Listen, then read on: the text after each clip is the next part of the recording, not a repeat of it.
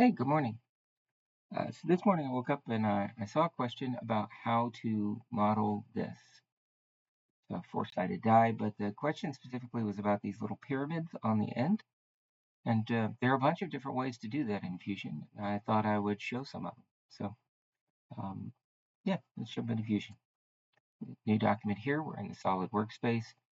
And let me show a few different ways that you can do this. So I'm going to create a box, ground plane. We'll make it about yay big.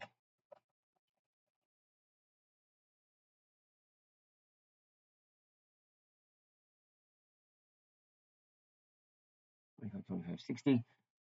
So the simplest way to do this when you have a rectangle is you can chamfer off the edges. So 1, 2, 3, 4. Now when I just made this, I know that this is 25 millimeters. If I go to a 10 millimeter chamfer, I've got a pyramid with a little flat on top. I go a little larger, 12. That gives me a little, there's the teeniest, tiniest flat point on the top. 12.2, 12.3, 12.5. Oh, 12.5 does something weird. 12.4. There you go. So that is the simplest way to make a pyramid. Another way that you can do this is move this guy over. Get out of the way, guy.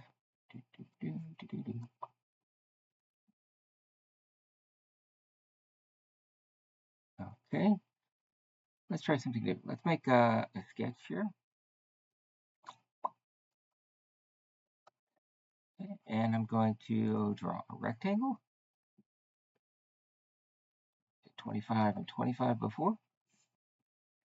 Okay.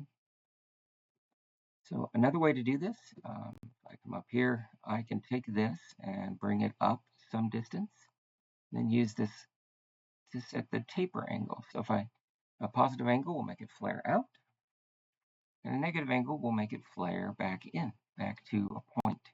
Now, if you want it to be a specific height, you have to eyeball where it moves from decreasing the angle to decreasing the height of the pyramid, but there you go. It's another quick way to do that. Go ahead and bend him back in. There we go. That's you. All right, and then a third way, if I open my sketch back up, I need another rectangle here. R for rectangle? It has R for rectangle. Sweet. 25, 25.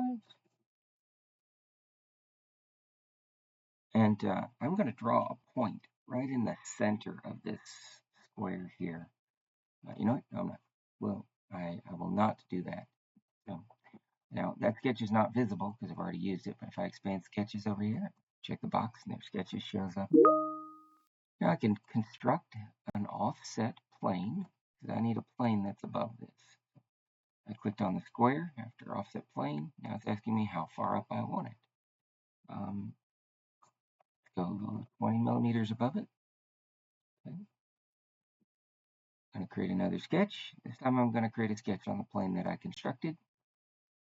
I'm going to draw a point here. So point doesn't show up on the toolbars, but if I hit S, it brings up the search box. And I can search for a point. And I can, if I want to, I can put this right in the center, but I'm going to put it off to one side because this lets you make asymmetric pyramids. So there's my point. It's inside this rectangle. I did not put any dimensions on it. Right. So here I can see my base profile, and here I can see my point that I created. If I go to create and loft, I can loft from this rectangular square up to the point, and now I have an asymmetric pyramid. If I go back and I edit this sketch, I can move this point around. So move him right there, finish sketch, and now my pyramid top is in a different direction. So that's it. Let's go ahead and draw the whole die just for giggles here. So to do that, I'm going to create a new component. a symbol, add to a symbol. Oh no, my new component button is gone. Well, that's a new feature in Fusion. Let me turn this into a hybrid design over here under Document Settings. Okay. Now I can make a new component.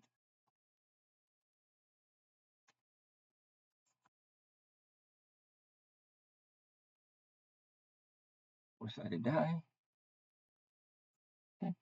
And I'm going to hide everything that I did before. It's the reason that I was putting all of this in, putting this part in a component is so that I can hide the stuff we did before.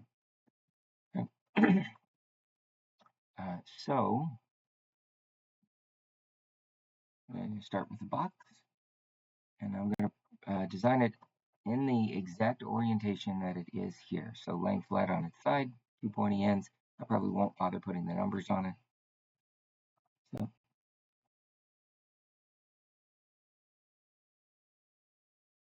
20, it's 20.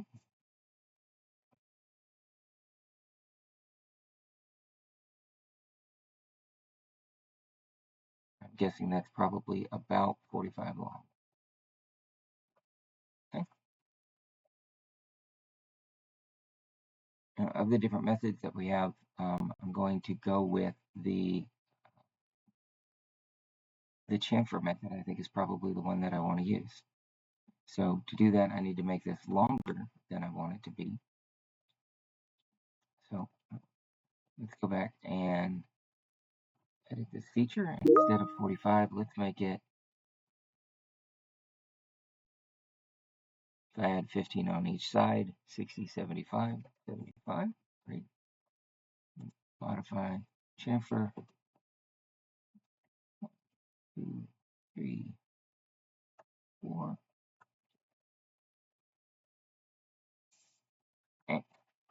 And then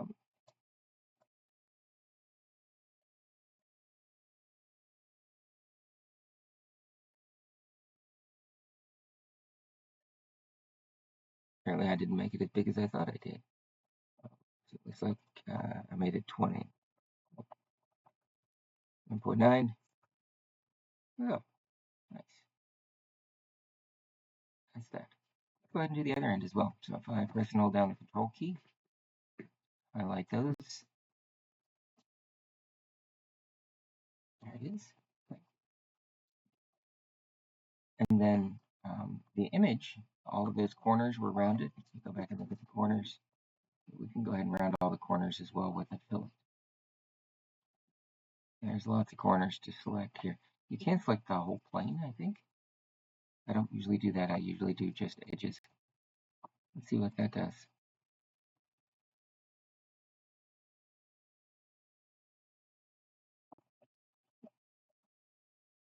I get them all.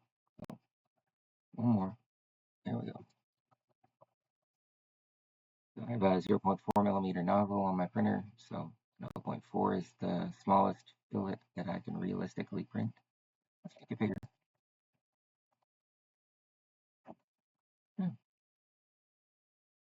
So, the mode that I have turned on in Fusion shows the lines here, but if I come down to my display settings, visual style, and just shaded, there. So there's the dice. Done. All right. Y'all have a good day.